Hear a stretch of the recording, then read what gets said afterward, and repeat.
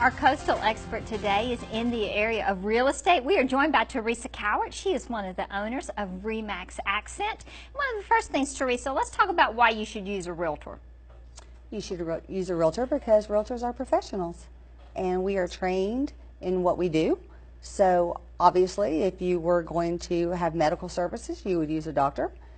If you were going to have your car work done, you would use a mechanic. So if you're going to buy a house, you should use a realtor. So I'm ready to buy a home, and one of the first things is to find out how much of a home I can afford. So let's talk about working with a lender. What we suggest is that you use a local lender. We like local lenders.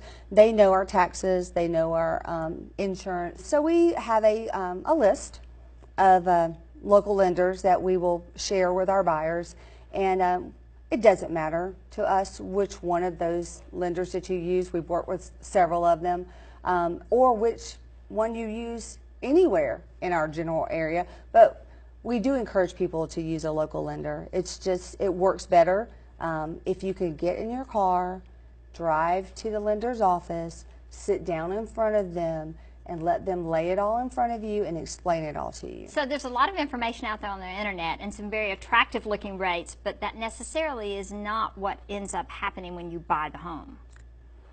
That is true. A lot of the rate, it's a leader, and a lot of times there's a lot of hidden fees in there. Just like anything else, if it sounds too good to be true, it usually is. Again, not the lender, but I would just say that you should get several different quotes from a couple of different lenders and just see what works for you, what's comfortable, who you trust, who you work with matters. So with realtors, with lenders, with inspectors, every vendor that you use during this process, you should feel extremely comfortable and you should have an open line of communication with that person that you feel like you can ask them whatever you need to ask them, and that you feel like that person is communicating honestly and openly back to you. Okay, so I've worked with a lender. I found out how much money I can afford to spend on a home, and that's all worked out. I've gone out with you all, and I've looked at homes. It's time to put in an offer. So tell us a little bit about offers, because we all think we can get it for cheaper. That's right. At that point, we are talking about what the comparables are, the condition of the home, what you actually want to offer. Obviously, it's our duty to offer whatever you tell us to, but it is also our job to give you our opinion of what we think would be a good offer. We're also talking to you about what your finances are in that. Do you need closing costs? Do you not need closing costs? When would you like to close?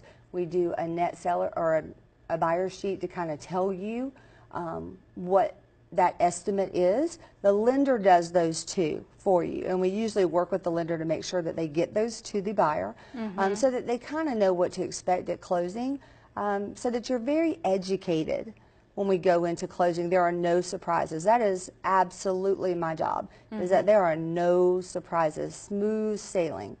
And what I will throw in here, just because this is my soapbox, please do not buy anything while we are in this process. We go through this with every buyer. I don't care if you bought one house or 50. Do not buy anything. Do not sell anything. Do not open an account. Do not close an account. Don't do anything. Don't make any changes in your finances while you are in the middle of buying a home. Well, that's good to know that there are do's and don'ts to certainly help make the process smoother. So, Teresa, we appreciate your time. And if you have questions about buying or selling a home, go to WSCV.com and click on Coastal Experts and submit your questions to Teresa. Thanks for joining us today on Coastal Experts.